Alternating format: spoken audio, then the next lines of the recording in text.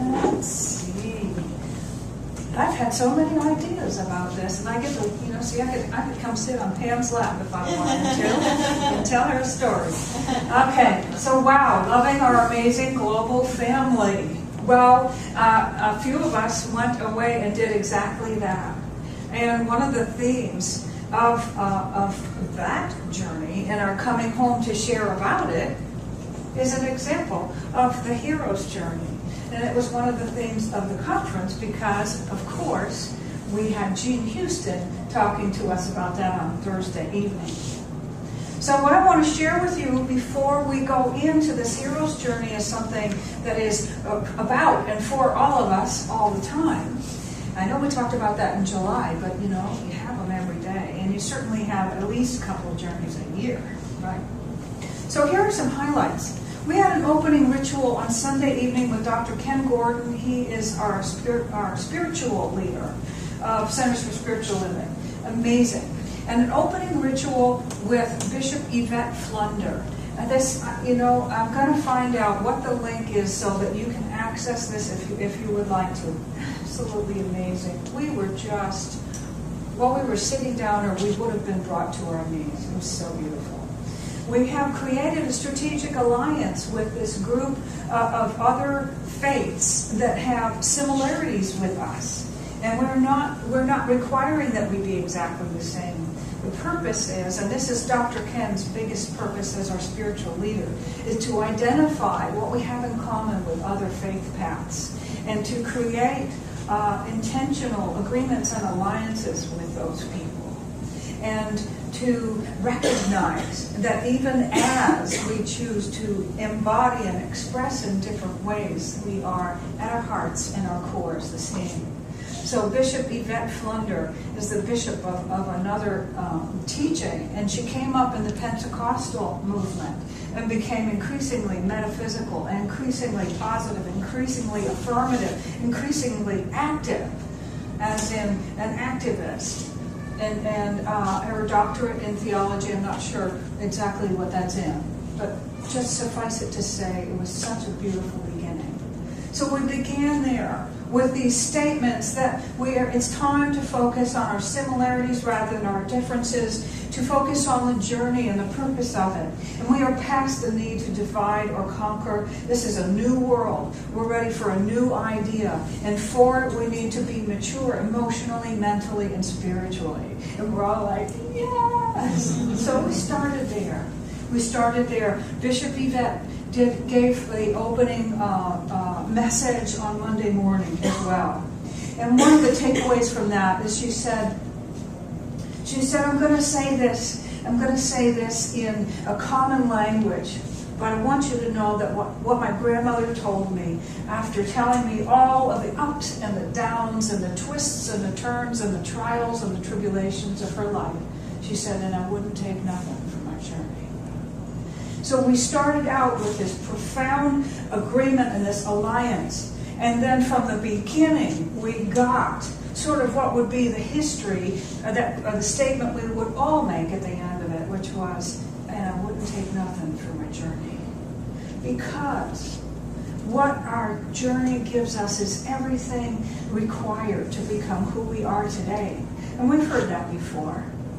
I love how Dr. Christiane Northrup says that when a baby is born, all of the, now we think of them as acupressure or chiropractic adjustment points or something, but there's this adjustment and this acupressure kind of thing that happens as we move through the birth canal that triggers and activates the expression of everything that we need to have active to be here. And that actually happens every time we journey, every time we go through a growth experience, every time we go through another cycle in life. And we'll say at the end, even though it was scary and painful, whether you're the one being born or the one giving birth, it was dark, it hurt, whatever, there were so many unknowns, that everything worked out perfectly in the end. And I wouldn't get nothing for my journey. Okay, so there's that. That's Monday. So I walked around saying, oh my God, I'm already so filled and it's only Monday. Tuesday, building your community. There was a panel of 8 ministers who were there, and these are from big centers in Dallas and Atlanta, in Denver, Colorado, in Seattle, Washington, and a couple of others, more California ministries. And each one of them had something different to offer. And they went from the first one in line, like, oh, let me tell you, I want to take this moment to give you my best practices. And the next one, the most successful strategies. And the next one, the most important thing to do. Finally get to like the third one, or it was further down than that. It was Patrick Cameron from Alberta, Edmonton, Alberta. And he apparently had been late because he had serious bedhead. I mean, the hair gel from the day before was helping, and there was like this big cowlick, and he's sitting next to these guys who are picking on him because they always look good, And he said, you know what? All of this strategy is just so overwhelming. Sometimes. Well, first of all, he said, the strategy gives me a framework for my anxiety. The strategy gives me a place to go with my creative discontent. It is so valuable. And he said that the other thing we have to do is let go and lighten up. Just let go and let it be. And let it be good. Don't try to strive to be who you're not. And so much more. So by the end of the line, these really great, accomplished ministers are just dissolving in laughter and tears because they had tapped into the levity, the importance of the levity. I want you to know one of the people who attended part of the conference is Barbie Brown, and she's not here this morning because she's home dancing with pollen and antibiotics and whatever. And she texted me and she said, I can't be there because I'm really being with my body and my sinuses this morning, but what I want you to know, I won't go get the text. But she said, I want you to know I got so much out of being there for one night. For one night with Jean Houston and everybody else. She said, what I got is that it's all perfect already. It's all good. She got, I wouldn't take nothing from my journey. She said, what I need to remember is that there's good, there's God in every moment, in every person, in every circumstance. And for goodness sakes, lighten up. So she's home doing that, but she already said, well, since you asked, let me tell you what I think my takeaway is. So we had a great time. I took copious notes because, we value what people have to share about what's working for them. We went there, by the way, with 30% representation at this conference. I doubt that any other of those 400 or so Centers for Spiritual Living had 30% of their people there. And whether you were one of them or not, you were part of that. You were part of that in consciousness. Some of you were part of that in financial contributions. You were part of that in saying, yes, you can, to somebody who went. You were part of that in deciding not to go, which somehow, in one way or another, made room for that other person. And we'll get to that some more. So, we had a practitioners gathering, which Celia attended, and we had a lady gathering, which Sandy attended. There's this big, huge movement. You don't have to be a practitioner or a minister. One of the most admired and successful ministers in this whole thing said, this is nuts. Why are we so focused on being a practitioner or a minister? What about the other 80%? What about the people who pay the bills? What about the people who just don't want to do that? But they love this teaching and they want to live it. They do live it. So it was fantastic. He's like, oh, that whole thing about being focused on that is silly. I'm giving it up. So Matt, right here up front, okay, you went to the youth gathering, right? And then we had, Rick went to the musicians gathering.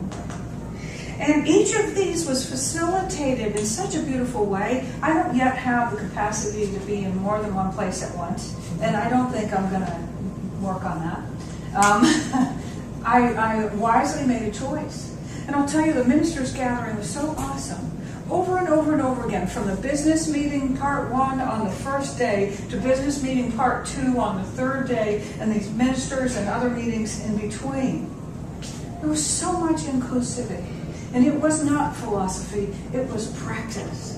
What they did is they just said, here are 5 really emergent questions that the Leadership Council is working on in this area. And we'd like your input. So if you're attracted to this question, stand over here. And if you're attracted to this one, stand over here, and so on. All throughout the week, we had so many experiences like this.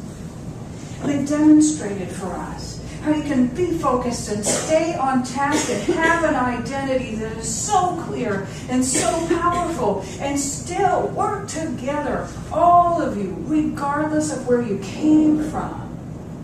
And incorporate and honor and invite and allow and accept and collaborate and put together all of these wonderful ideas. And so we did that. We did that. It was awesome.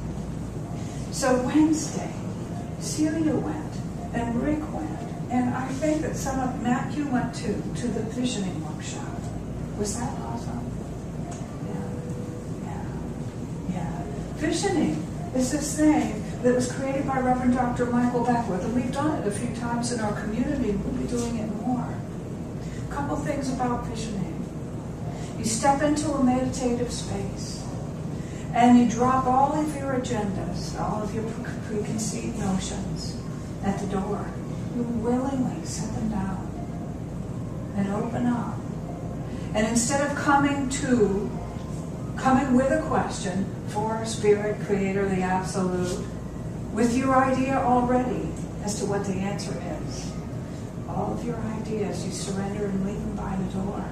And you open up. And then say, what is Spirit's highest vision for me or us in this or that, whatever it is. And listen. And sometimes you get words, sometimes you get images, and they're like, oh, I can't draw very well, but what I saw was this. Doesn't matter, you draw it. And from there, you choose where to go with it. Whether it's just an idea, a morphic field that's with you, or if it is a seed idea for a plan of some sort that should do something. It's used in so many different ways. And we actually have a contractual agreement that we will use visioning as a way to inform the decisions that we make as a center.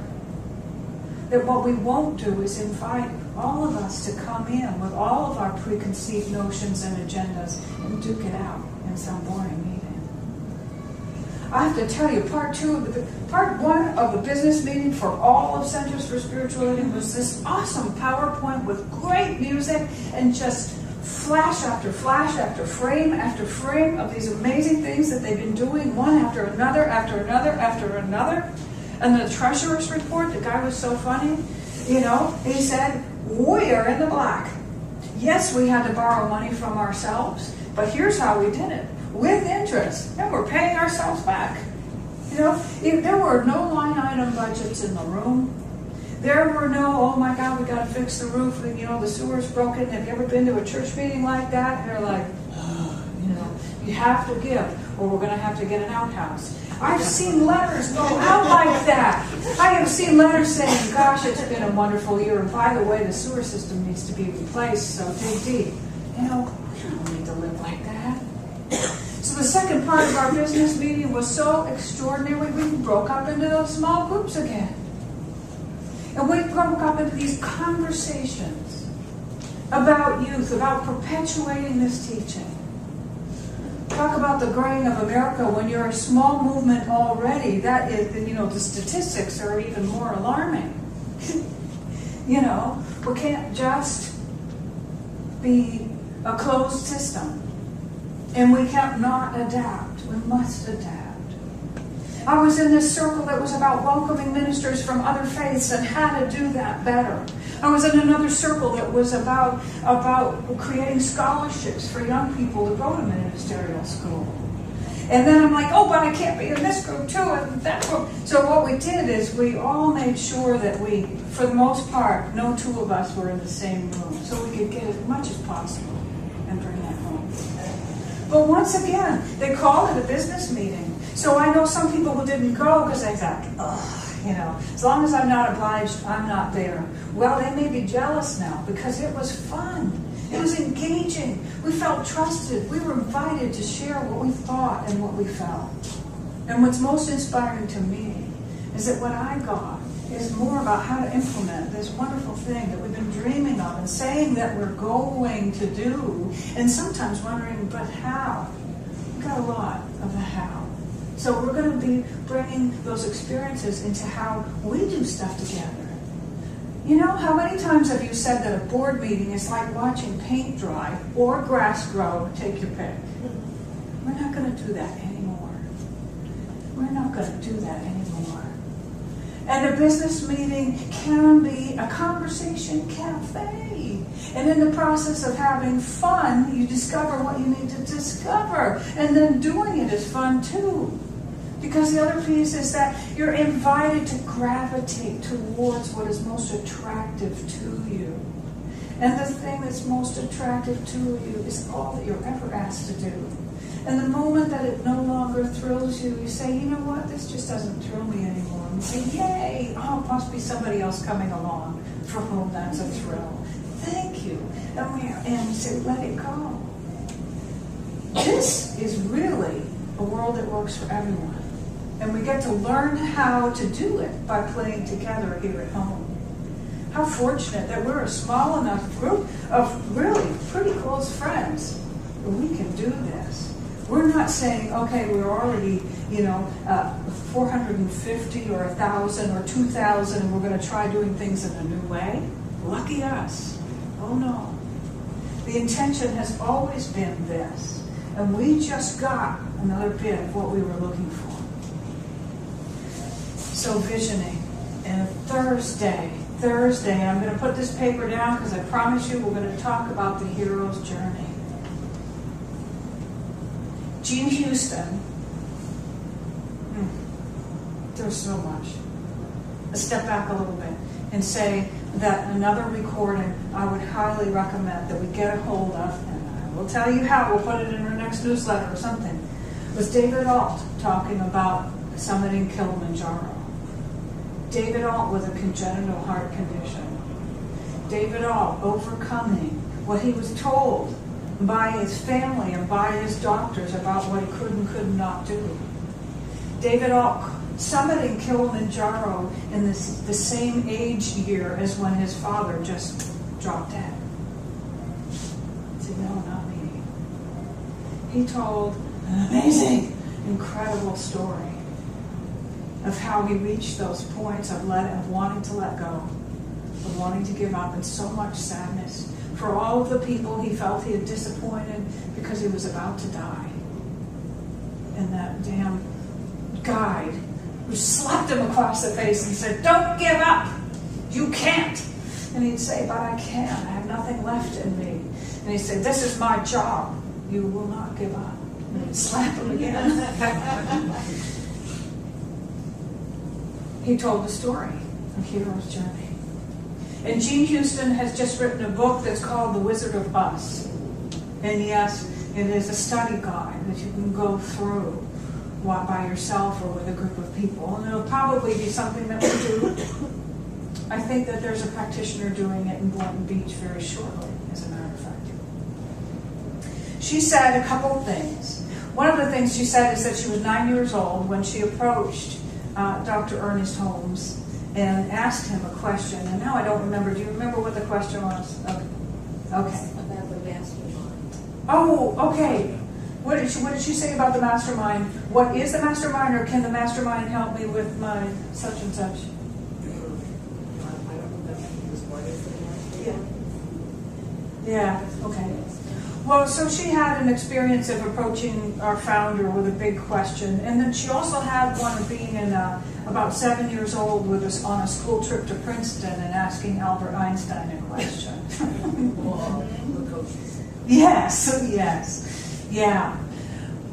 She said that she was best friends with Joseph Campbell, and they talked together and played together and worked together and argued often. Because he said, Jean, there's no way there can be a heroine's journey. And she said, oh yes, you're wrong. Of course, she's 9 feet tall and still got her long, dark hair, and she was just awesome. So there are a couple things about the hero's journey. Now, the short version is that there's always a calling to departure, and then there's some sort of fulfillment, and then there's a return. But what happens in between those places is huge. When you get the call, there's the opportunity to say, no, not me, not now, it's not convenient, I don't have time, I can't do that, it's not possible, there's just no way. I'm busy, whatever, I don't have the resources, I can't do that. There were people who were called to go to the conference who went through that whole thing. One of our people was so crystal clear. She was just like, I'm in love with this teaching. I'm going to be there. I just know I am. And this is a person who is living on a fixed income. And there is no apparent reason why she could believe in that seemingly ridiculous idea. She was gifted her registration to the conference. She was gifted a place to stay. And then that circumstance shifted, and she said, yeah, and she's in Shortcut to a Miracle, by the way. Her faith does not waver. And she said, somebody I encountered in that last day or two told me, well, you're probably just going to have to give up on the whole idea of going. And she said, I don't think so. So we put a notice out on the minister's listserv. We've had a cancellation due to illness. 2 of our people have been gifted registration to the conference, and they need somewhere to stay, and they will not be contributing financially. I got an answer right away. It was a minister who had a beautiful timeshare condominium about 10 minutes from the place with room for 8. And she said, you're welcome, they're welcome, anybody's welcome, come on down. And then, a whole other story is the amazing experience that they had with each other. Matt came with us. He drove with us last Sunday right after the celebration saying, I'm just going to go. And I know that Celia originally went with, I'm just going to go. And I know that everything is going to work out.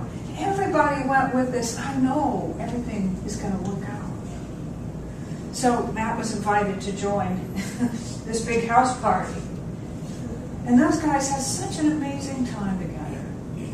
I mean, I have no idea, but day and night, and every meal, and every encounter, every healing session, every practitioner session, every conversation that unfolded was part of their fulfillment. So it was more than just the conference. So what happens is, I want to bring this back to all of us. We get the call to go somewhere, to do something. And what happens next is every reason why not. But just like the Borg says, resistance is futile. If we resist the call, all we will experience is struggle, because something important is ready to happen in us, as us, through us, in our sphere. So it persists. We say yes, it's scary. We say no, it's very difficult. It's sort of like the rock and the hard place thing. I'm doing a Reader's Digest version because I know I'm aware of the time right now. But all along the way, there are things like temptations. Let's say, first of all, you said yes to the call. So now it's time for your initiation. This is when the ante is upped. It's sort of like falling in love. How blind you are when you first fall in love with a person or an idea. Oh, it'll be great. Oh, I can't see any obstacles in my way. Oh, and then you say yes, and something changes. Then comes the initiation. Prove your willingness to believe. Prove this choice that you've made. Cold feet.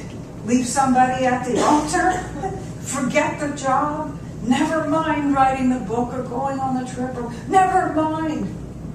And you know what? If your psyche comes up with reasons why not,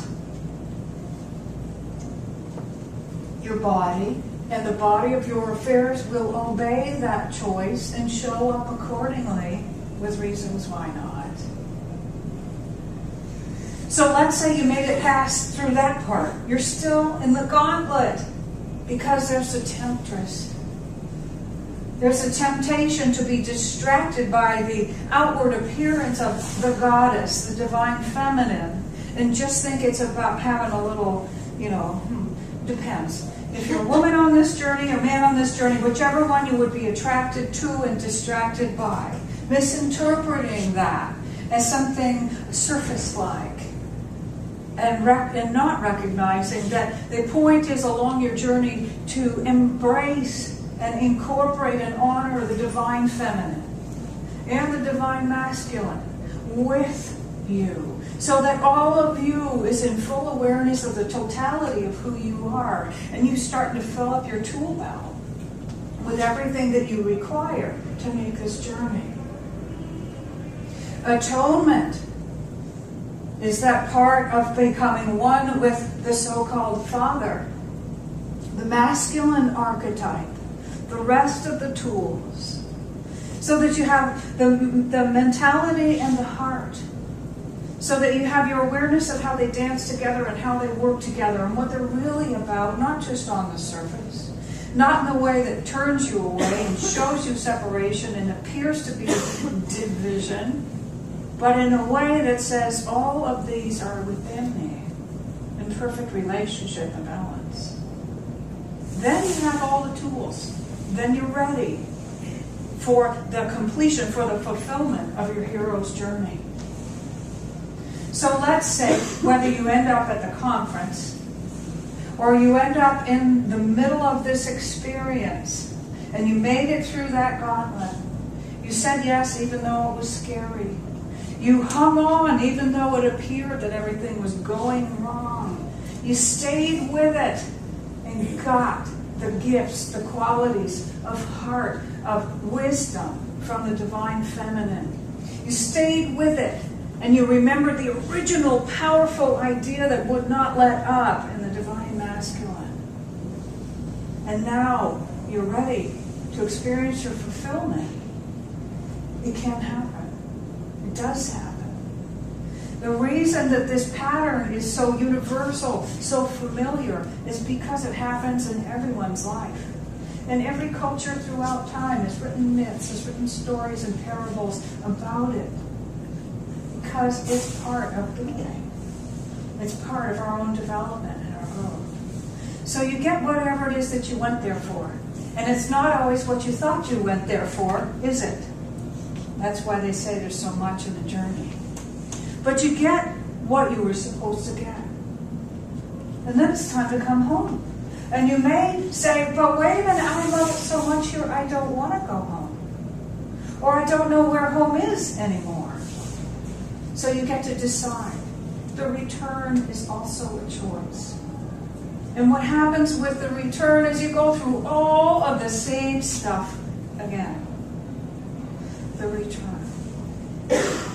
How do I bring this home? Who am I bringing it to? However will I explain it? How will I deliver it? Will they think I'm nuts? How can I maintain and keep what I got there and go back to where I was? Apparently the mastery that comes from the successful return is that you learn how to keep both doors open. You learn how to take what you got from going where you went and bring it on home to your people, so to speak.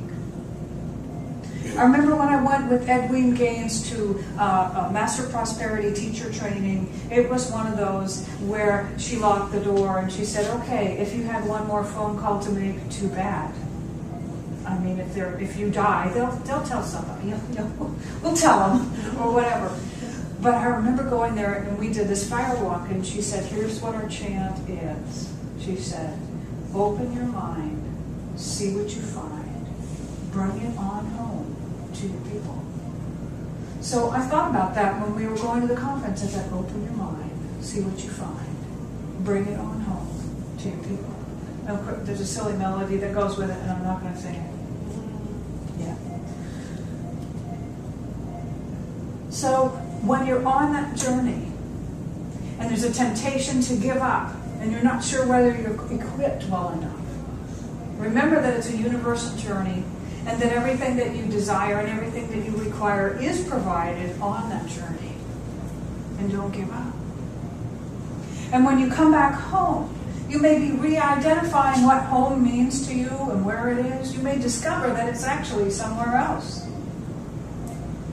And you may be recognizing that in order to keep those two doors open, where you've been and where you came from, you're required to have a level of mastery. You're required to be able to see yourself and everyone else in a new way. In a new way. So coming home is a return. Coming home is bringing whatever you got, wherever you went, with you.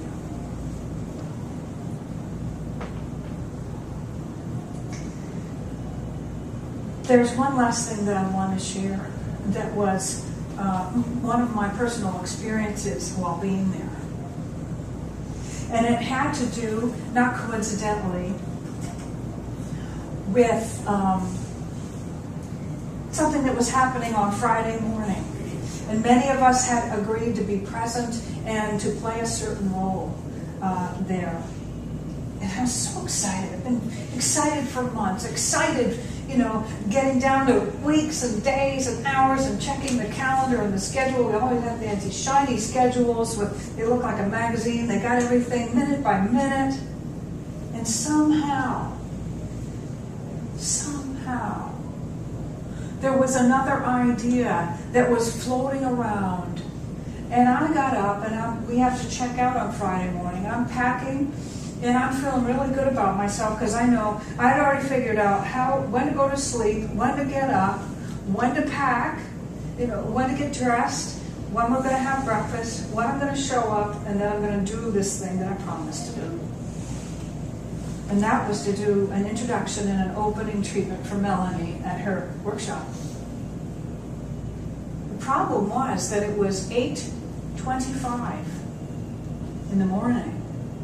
And I was still in the mindset of this thing happens at 10:30, which is, it's not possible because the closing session is 10:45. So I don't know where my brain went.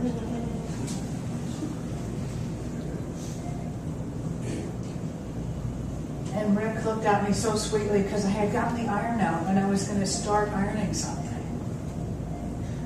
And he said, it's at 9. And I switched from, relax, so on my game to, oh, shit. And then I got angry. I was nice on the outside, but I was just broiling on the inside. Not at anyone else, but I was PO'd because my opportunity to show up the way I wanted to show up seemed like it was in ruins. And I was going for a downward spiral, hell in a handbasket, and now I'm just angry because it's not meeting my need to show up in this way that I wanted to show up, and so left the room in haste, and with all of those feelings, got in the car, drove over to the location. It's 20-9, no breakfast. Just a cup of coffee, that's going to help. And I'm dressed. I just ironed that one part of my shirt. It was a linen top that had a big wrinkled area right back here. So got there, and I'm like, damn, I left my black leather portfolio in the room. I'm going to have to go back. So we started to both go back. I said, nope. Rick stopped the car in the middle of the parking lot and said, you go. You show up as the practitioner. You do it. I'll go get my thing, and I'll come back. So he went in, and they connected, and I said, I'll go get my portfolio, I'll get breakfast, and I'll be back. And there still isn't enough time for all of that. But what the most important thing, and thank you for letting me go over, is that I was so angry. And I had already decided that everything was going wrong. Now, if you're in any Science of Mind class, you know that trained thought is more powerful than untrained thought. So one of the ways to interpret that is that you get to be careful what you think and allow yourself to feel, because it manifests more powerfully and more quickly. Okay? So I got in the car, I've driven about 2 feet, and I said, you have a choice. I made a new choice. I treated, which means I did our 5-step affirmative prayer, beginning with listing the qualities of spirit that are absolutely counter to what I'm feeling in this moment, that I would like to remember how to know and to feel and believe in again. Then I went to my oneness with it and making the case, therefore, for not only my capacity to feel all those good things, but to know all of those good things and to be in that good space. And I kept driving to my room, and my little Mickey Mouse bracelet still worked to open the door. I got my portfolio, I turned the lights on, and I looked around just to be sure, from a place of clarity. Okay, are you done? Got my book, got back in the car, and I continued to treat all the way back to, by the time I got back, I was smiling and I was filled with positive anticipation for this wonderful opportunity to introduce Melanie and to do the spiritual mind treatment, to set the tone, and to just have my part in that. And it came beautifully. I walked up the portico, and I was 7 minutes before starting time, around the corner, into the door, and was able to be briefed on what to say, and stand up there and do precisely what I promised to do and what I really wanted to do. And it came out beautifully. Well, I stepped out of the room to go to another seminar that was happening simultaneously, which was also a previously clearly made choice. My understanding is that the other people in Melanie's party had similar experiences of misunderstanding and arriving barely in time, struggling with the, oh my God, and stay calm. And in the end, I understand that it was standing room only. And the people that were helping you didn't even have a chair because it was such a success and so popular. Is that right? Yeah. So that's a mini hero's journey with all kinds of tests and trials and tribulations and, oh my God, it's falling apart. It's not going to work. And then saying, wait a minute, I still have a choice. So wherever you are in your experience and whatever it is that you're looking to do right now, I know you recognize those things. I know that you know which part of your life it corresponds to. It may have been something that you just came through, that you're moving through now, or perhaps being called to step into soon. And I want you to know that you're already perfectly equipped. And they have a recipe for this. They have a map for it. You can even read books about it. It's perfectly okay. And always, in the end, love wins.